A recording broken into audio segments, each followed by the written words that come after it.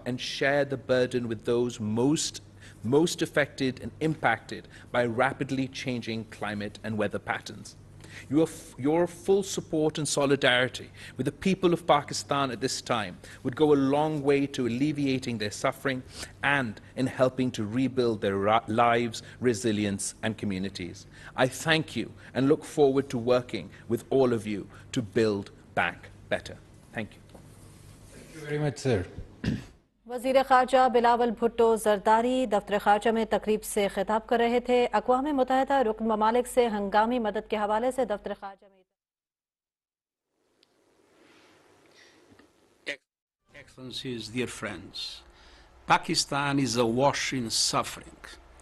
The Pakistani people are facing a monsoon on steroids, the relentless impact of epochal levels of rain and flooding. The climate catastrophe has killed more than 1,000 people, with many more injured. Millions are homeless, schools and health facilities have been destroyed, livelihoods are shattered, critical infrastructure wiped out, and people's hopes and dreams have washed away. Every province of the country has been affected.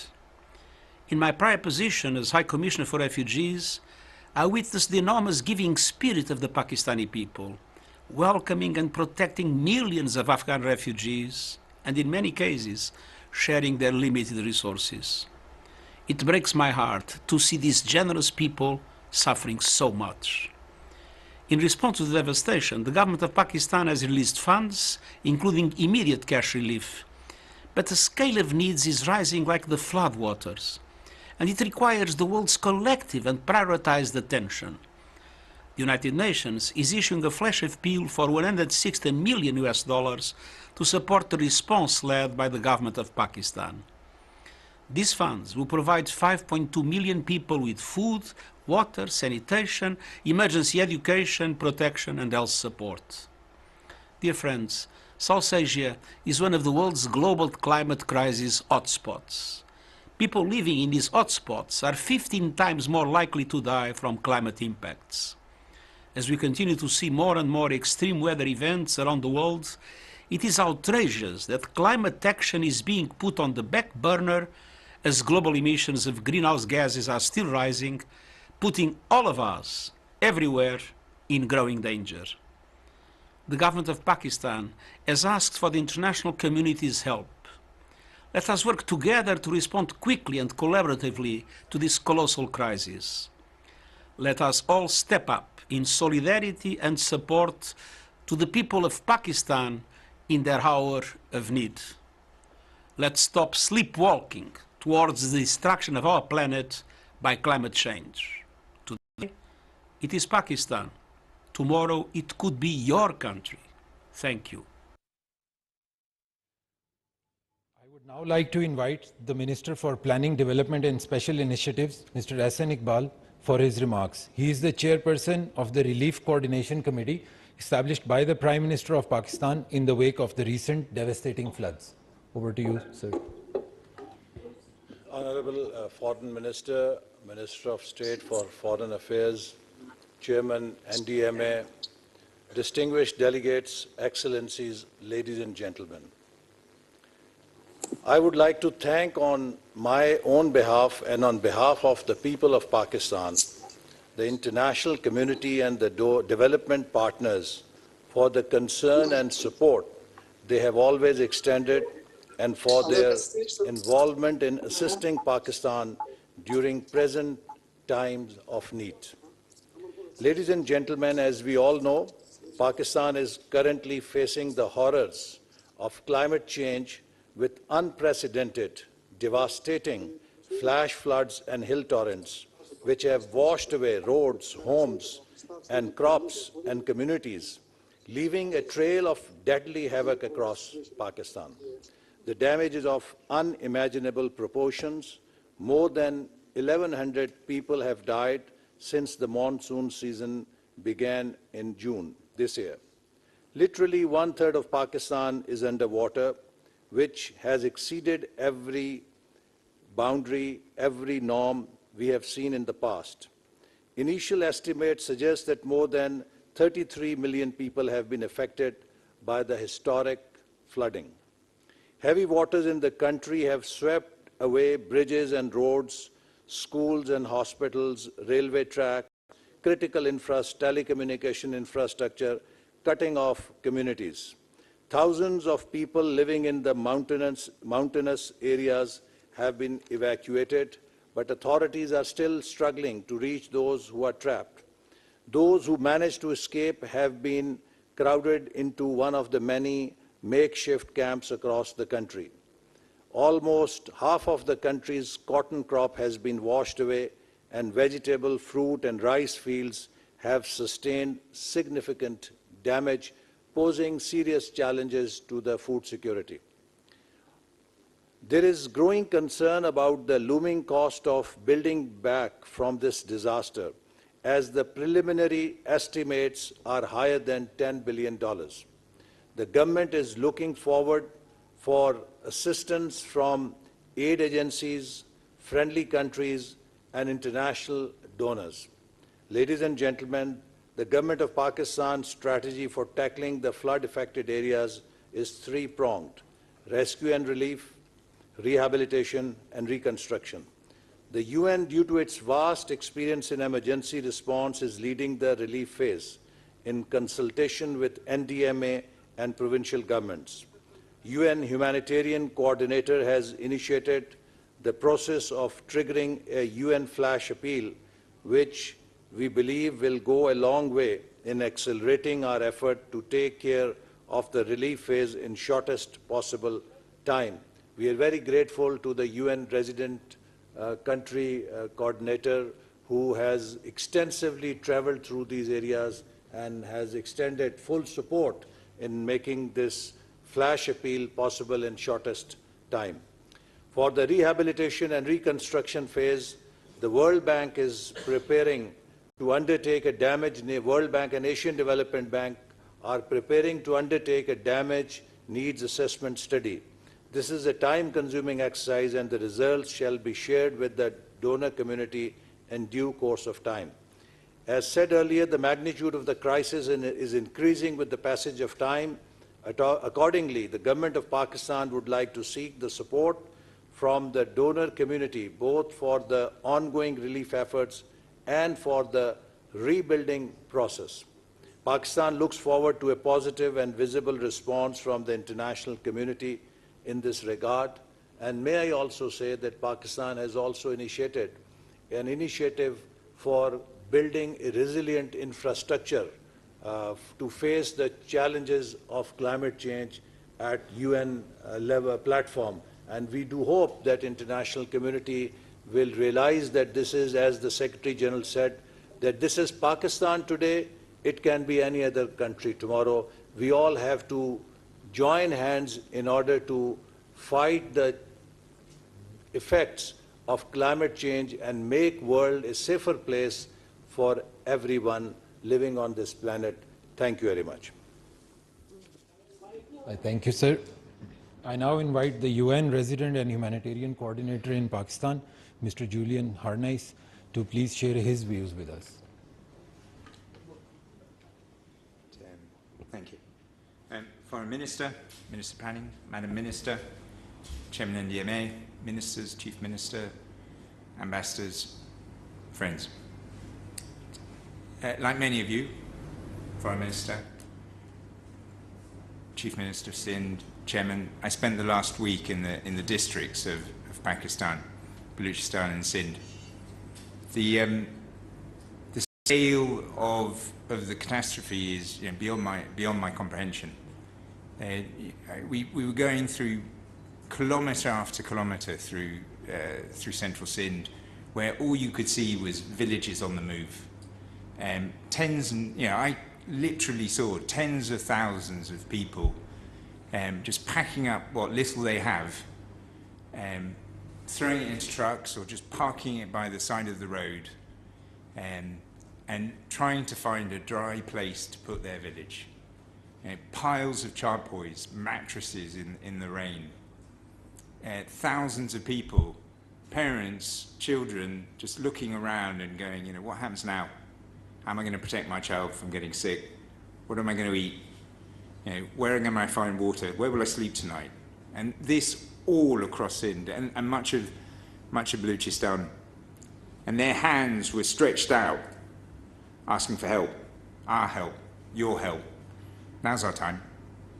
This is all the result of climate change. Now, climate change is a polite way of saying the unwanted consequence of the industrialization of our planet. This is an internationally driven problem, and therefore it is only right that part of the solution comes from us. I also saw good things. I saw the government out there. I saw deputy commissioners pulling together their people across the country. Ministers out in their constituencies doing everything they could to bring together their people. The first distributions of bits, people receiving their little messages saying that, you know, come in for the assistance. You know, these are all good things. Most touchingly of all was the generosity of the people of Pakistan. All levels, you know, be it rich, poor, they were all reaching into their pocket, giving out to those of their fellow citizens who needed most. And we need to do the same. So now's the time for the international community to step up next to the people of Pakistan. Climate change-driven catastrophe demands international solidarity. The United Agencies, funds and programs, well, we started responding, so have the non-governmental organizations, both national and international. But we are limited by the financial resources available to us. This flash appeal will help to correct that. The flash appeal will build upon solid foundations. Since the last superfloods of 2010, which were not of the scale of this one, the government, with your support, has built strong foundations. The Benazir Income Support Programme, at a press of a button, can distribute money to tens of thousands, hundreds of thousands of people. That didn't exist back then. We've strengthened National Disaster Management Aid Authority and the PDMAs and the DDMAs across the country. There's a network of humanitarian response facilities that can be used to build a strong response. That didn't exist in 2010. So we're building upon strong foundations. Our international humanitarian appeal for the United Nations and non-governmental organizations will build upon that strong foundation. We will contribute to the work of the government, and our assistance will be under the guidance and the cooperation of the National Disaster Management Authority and the Provincial Disaster Management Authorities. I'm very grateful to the assistance of member states and even private citizens in developed countries who've given for this response. Thank you. I'm asking you to do more because it's the right thing. Thank you very much, Mr. Harnais. I now request the Chairman of the National Disaster Management Authority, NDMA, Lieutenant General Akhtar Nawaz, to give us an overview of the flood situation in the country. Please, sir. Honorable Foreign Minister, Excellencies, ladies and gentlemen, Assalamu alaikum and a very good afternoon. The presentation that I'm going to make is based on a PowerPoint. It's more technical in nature to make you understand the impact, the losses, and what are, the needs. I would draw your attention to the very first page of the presentation, which actually sets stay on to previous one, yeah, which actually, talks about the climate change and ultimately, its outcome. Next, please. Yeah, if you look at this slide, we lost this spring this year, 2022. We moved directly from winter to the summers. That was followed by 4 heat waves, where we faced forest fires, and our large tracts of the forest remained on fire for weeks. Yeah. We were followed with the drought warnings, and this is exactly where the United Nations community here in Pakistan, along with NDMA and all other stakeholders, started talking about and worrying about what is going to come as an outcome of this drought. But then came, what we faced, the early and unprecedented monsoon, with very horrific consequences. Next, please. Yeah.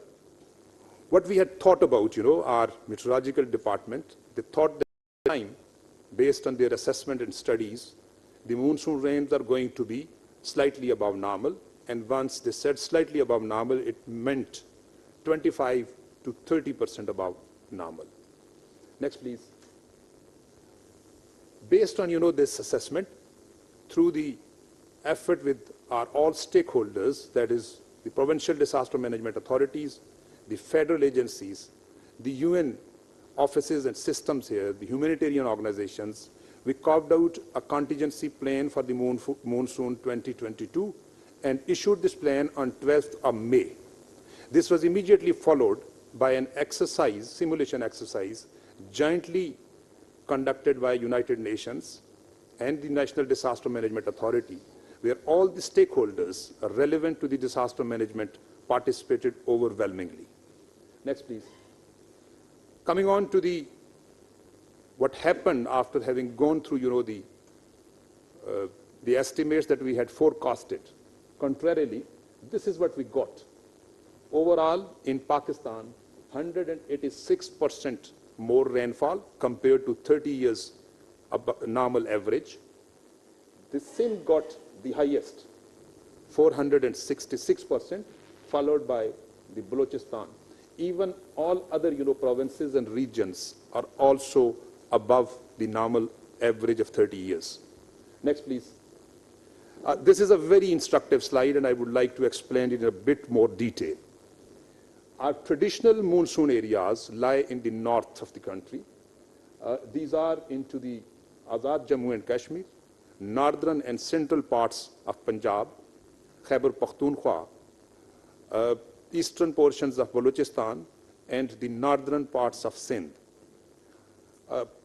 This time, instead of going to the traditional areas, the monsoon actually first hit us in the first two spells into the province of Balochistan and South Khyber Pakhtunkhwa, including the two districts of Diyai Khan and Tank, followed by a massive, build-up of the rain in the next three spells into Sindh, and then moving up north, the last spell towards northern part, including, Azad Kashmir, KP, northern Punjab, and Gilgit-Baltistan.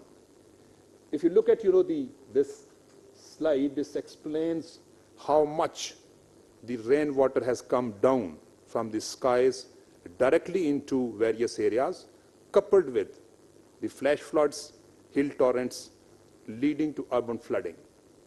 This is something we had never thought of and we had never experienced, and that is where, the challenge lies. Next, please. Yeah.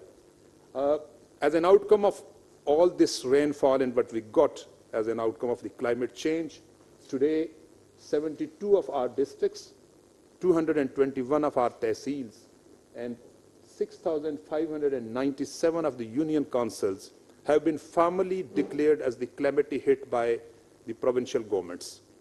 And the number is likely to increase as we speak because the calamity continues. Next. I will just draw your attention to these couple of slides from the SUPACO, our satellite producing agency. If you look at the left cut, it is of 11th of August. And if you look at it over here, it is of 23rd of August. Draw the comparison how this was on 11th and how this is. This all indicates the total inundation. Next, please.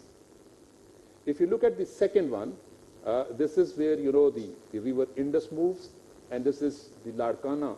The complete district has been inundated. Next. If we talk of the numbers, more than 2 million acres of the agricultural land, 33 million population, 5,127 people rescued, and the persons in the camps are near 500,000. Next, please. The brunt, the casualties in terms of the deaths as well as in terms of injuries, the figure has crossed 1,100 in case of deaths, and 1,600 in case of injuries. The brunt has been borne by the vulnerable, that is the women, children and the elderly. This is likely to increase due to massive inundation, where the houses are coming down and people are still facing the challenges to the survival and life. Next, please. If you look at this slide, this speaks of, the infrastructural damages and also the loss of livestock. The most critical out of these are the bridges on our critical arteries and roads, the damages to the houses in a very, very large number, and this is unfortunately likely to increase. And also the loss, massive loss of the livestock. Next, please. Once we speak, our two major water retaining structures, that is the Tarbela Dam and Mangla Dam. The Tarbela Dam has gone to its full capacity, whereas Mangla Dam, which used to be filled by this time, is still vacant by around 53%. And the reason is that its catchment areas, traditional monsoon areas, didn't receive the rainfall. Next, please. As we speak, this is what is the condition of our various rivers running down from north to the south. We are still having, high floods, medium floods in certain, and a very high flood at Nowshera. But however, the situation is not very, it's under control. There is nothing to worry much at the moment. We are grappling with this situation that is being faced here. Next, please. I'll just, show you some of the videos, very selected one, to just highlight how difficult and, tough it was. Can we have the video?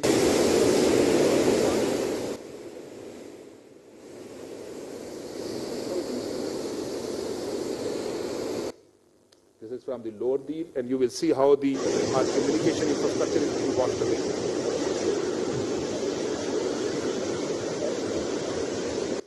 This one from Khyber Pakhtunkhwa in Shamla.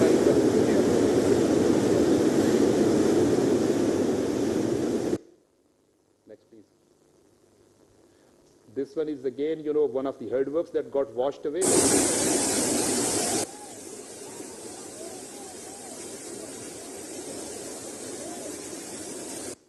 Next one, you will see how the infrastructure, the buildings have been washed away.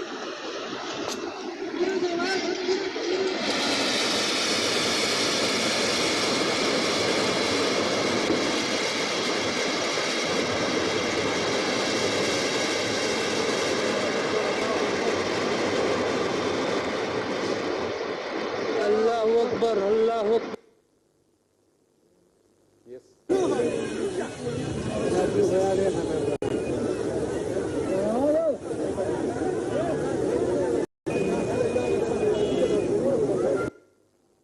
Next.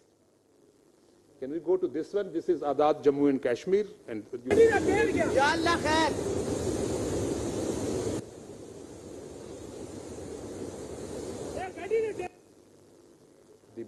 Balochistan, in the Bolan area. This one in the Lasbela near Karachi, a part of the Tonsa Barrage in Islamabad, Punjab area. Next, please. If you look at this, the complex of the houses, this is how thousands of houses and complexes are inundated in the province of Sindh as well as in Balochistan. If you look at, this is the Lasbela, how the people are, finding the safety wading through the gushing water. This is where the people are being helped out to the safety. Next. As we speak, the people are being, taken out from the inundated areas. This is what, was in the Karachi area. Look at, the people really stranded in the mid of, these running streams. Next. This is what is, the condition as we pull them out, put them to some kind of temporary shelters. If you look at, the infrastructure, the massive damage to the critical infrastructure all across the country. This is where, the vulnerable group that I was talking about, stays. Next. This is a very critical, the infrastructure that we are losing, and this is the extent of the damage. It will take a lot of time and massive, finances to rebuild. Next, please. Coming on to, the response by the federal government, the provincial governments, rescue relief by civil administration, disaster management authorities, duly supported by the armed forces, even the civil society, the humanitarian organization continues as we speak. A committee has been established at the federal level, which is headed by Mr. Hassan Iqbal, the chairman of the committee. He's the Minister for Planning and Development. There are a couple of other ministers who are guiding and coordinating the rescue and relief effort. The emergency has been declared at the national level. Army has been requisitioned to carry out, the relief and rescue operations in support of the disaster management agencies. There has been an enhancement of the compensation package. I will not go into the detail. That has already been partly covered. Next. Benazir Income Support Program, one of the best social protection program, is already rolling out at a very fast speed into all provinces. NDMA carried out a rapid need assessment and shared this one with our Ministry of EAD so as to share it with the donors, and that has already been done, and they are working fast pace on it. There was a donor conference, a number of them actually, in the Ministry of EAD, as well as, headed by the Prime Minister. A joint survey by the provincial disaster management authorities, duly supported and assisted by NDMA and the Army, has already taken off in the province of Balochistan, and it will go on to the other provinces as well. Next, please. Coming on to the relief assistance, so far the relief assistance that has already reached to the flood affectees is as flashed. As we speak, more and more is pouring in because the need is so high, and it is so deficient, so less for us to give them the requisite the relief effort. Next, please. As we speak, the rescue and relief continues. The people are being pulled out, provided with the medical facilities, with the shelter. Next. Humanitarian organizations are also moving in and trying to help out. Next. If you look at these pictures, there are so many humanitarian organizations that they are moving in, being coordinated by provincial disaster management authorities at province, as well as district, as well as the National Disaster Management Authority at the national level. Next. Wherever it is we find some space, the tent villages are being set up, the medical is being afforded, and also the food parcels are being distributed. Next. Next, please. Still, the people are being brought to the safety using all kind of expedients, boats, etc. Next. As we speak, we have massive effort of the aerial lift capability. The Pakistan Air Force, Pakistan Army, Navy have put their all aircrafts available to do the rescue and relief operations. Next. Coming on to the last slide, what is the immediate and critical need? Already the earlier speakers have mentioned about it. These include the shelters and tents, food security, including the nutrition for the children and for lactating women, health support, water and sanitation, support for the livestock, and of course, once we move out of it, reconstruction and rehabilitation. I thank you all, ladies and gentlemen, for patient hearing. Thank you very much, sir. I would now like to hand over the floor to Mr. Ramesh Rajasingham, the head and representative of the UN Office for the Coordination of Humanitarian Affairs in Geneva and the director of the Coordination Division of OCHA. He will now conduct the proceedings in Geneva. Over to you, sir. Thank you very much. Excellencies, distinguished delegates and colleagues, we have just heard from our distinguished speakers from Islamabad on the enormous impact of floods and the priority needs and in response to the requirements of the Pakistan flood response plan. Here in Geneva, I am joined on the podium by His Excellency Ambassador Khalil Hashmi, Permanent Representative of the Islamic Republic of Pakistan to the United Nations Office and other international organizations in Geneva. the UN High Commissioner for Refugees, Mr. Filippo Grandi, the Under-Secretary General for National Society Development and Operations Coordination of the International Federation of the Red Cross and Red Crescent Societies, Mr. Javier Castellanos Mosquera. And in this room, we have with us also representatives of member states and partner agencies and organizations who will have a chance to contribute to our discussions if they so wish to do so. I would now like to hand the floor to His Excellency Ambassador Khalid Hashmi. Thank you, Ramesh.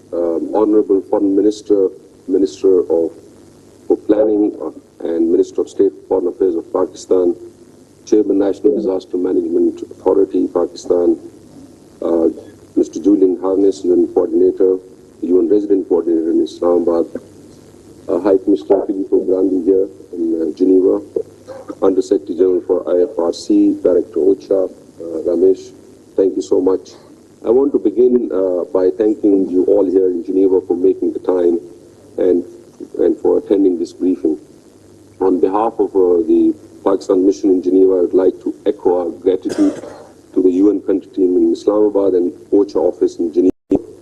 Thank you so much for all your support in putting this briefing together. We've just heard the overview of the unprecedented calamity and catastrophe, its human impact, the damage and needs assessment. And as the Secretary General said, Pakistan has had the monsoon on steroids. So I wouldn't want to go into those details. I just wanted to make a few points. From Geneva's vantage point, all that we work on a daily basis here has been deeply affected in Pakistan, ranging from people's access to food, safe housing, work, education, telecommunications infrastructure, the environment, and human displacement on a massive scale.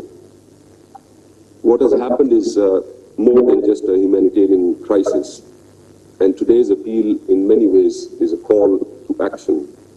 Just in the past few years, floods have hit almost all regions globally, from floods in Germany and Belgium in the same time period last year to the recent floods in Sudan, Australia, and the United States, all of which have claimed precious human lives and caused extensive damage. In almost all these cases, these extreme floods have been preceded by extreme heat waves. The pattern is clear here. The scientific evidence points to one fact, that climate change has exacerbated these extreme weather events. The rains in Pakistan this year have been around 90% heavier than the average downpour. Developing countries have been trying to balance their climate commitments and development needs for a long time now. However, one such calamity erodes years of work. Our common future will be determined by what we do. It is clear that none of us can afford to delay actions that are critical to our survival or wait until disasters arrive at our doorsteps. An early and meaningful action, collective action on climate change is therefore indispensable. In terms of the appeal and follow-up, Pakistan mission in Geneva remains at your disposal for any additional information or clarification. I want to once again thank you all for your presence here today. Over to you, Ramesh. Thank you very much, Ambassador Hashmi, for your remarks. Allow me to now invite UN High Commissioner for Refugees, Mr. Filippo Grandi, for his remarks.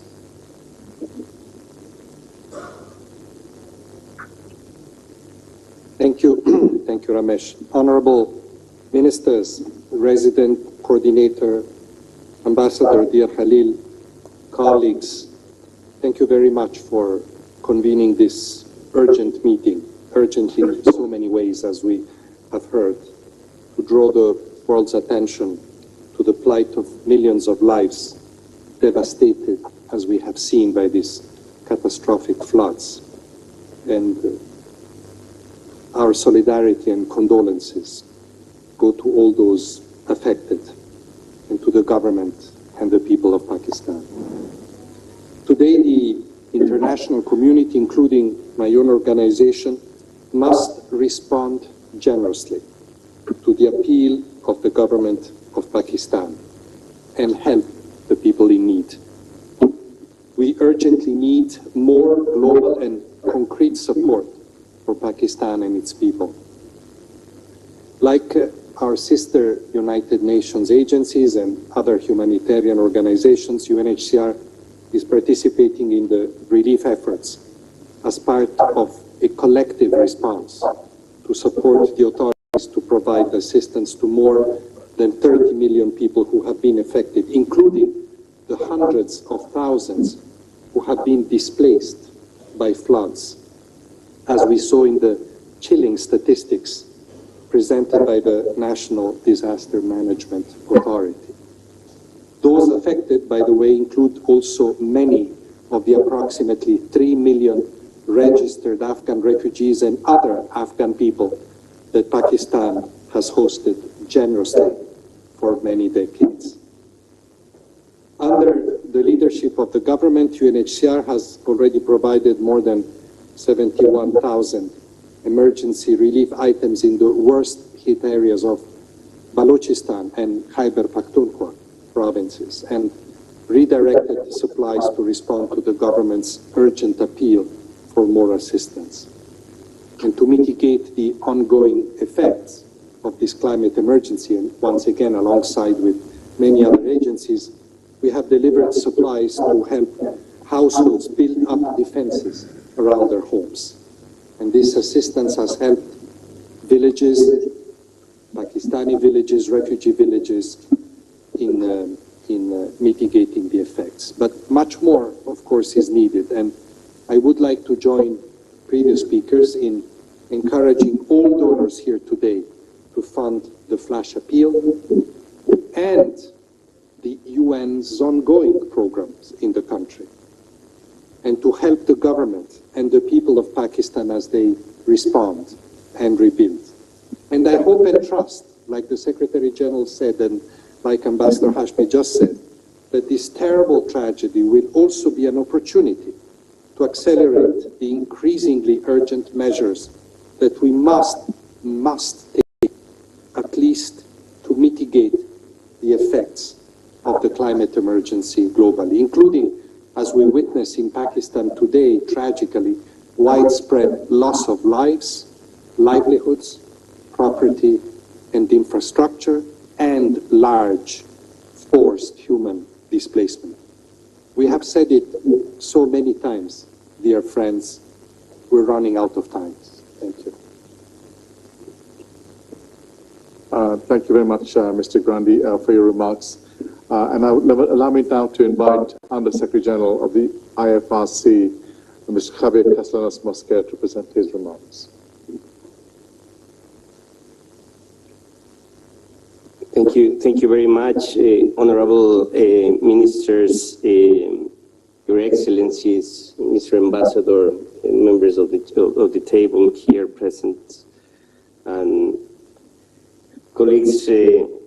First of all, I would like to express our sincere, deepest solidarity with the people of Pakistan in these catastrophic moments where the lives of millions of people right now depend on the work that the government of Pakistan is doing, but also on the solidarity that can be represented in this important humanitarian crisis. I would like also to highlight our recognition to the UN level of coordination that is happening in Pakistan, which is also remarkable, and is allowing a proper platform for such activities in terms of the coordination, that this is possible thanks to the support of the government of Pakistan. Similarly, to allow the Pakistan Red Crescent Society to deliver humanitarian services through the support of the International Federation of Red Cross and Red Crescent Societies.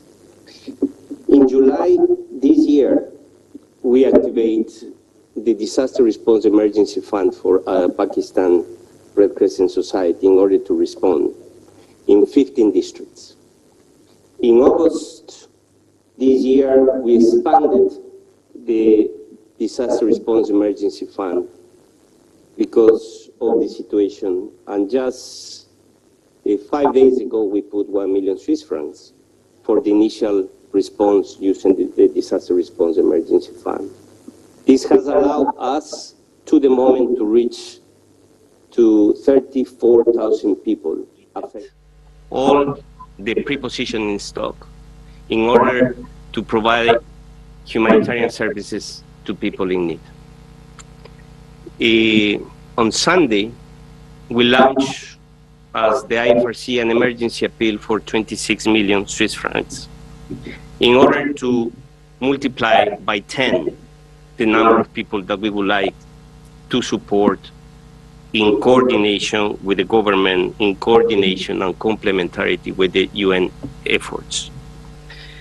The IFRC is in coordination with the government, in coordination and complementarity with the UN efforts. The IFRC is expecting that will reach to 35 districts in Pakistan. So double the amount of districts that we are already working through the Pakistan Red Crescent Society, and focus on key priorities. The first one is on integrated assistance that incorporate livelihood support, multi-purpose cash, and shelter in this current context that will happen the winter, and this will demand tremendous needs with the people affected in Pakistan. The second one is about the health and care and water and sanitation. This has included mobile health clinics that are being operating already. 6 of those, our intention is to double the number of mobile health clinics in order to guarantee that health access is provided to the people affected, and at the same time water and sanitation that includes water plants and hygiene kits and solutions related to water in order to prevent additional challenges related to waterborne diseases. And finally, the third priority is around protection. And within the protection, we are addressing community engagement and accountability as a key component, gender protection, gender and inclusion, psychological support, the dignity kits and spaces for people affected by this crisis. All of these initiatives have been fully coordinated with the government of Pakistan, with the Pakistan Red Crescent Society, and with the UN agencies in order to ensure complementarity, as I mentioned before. Therefore, supporting these emergency appeals are going to be of extreme help in order to be able to continue providing services to the people right now affected by these floods. Thank you, Mr. Chairman. Thank you very much, Mr. Keslana, for your remarks. And I would now like to open the floor for statements and remarks, as well as any questions and comments that for colleagues and their excellencies and representatives that may be here in this room in Geneva. If you could please put up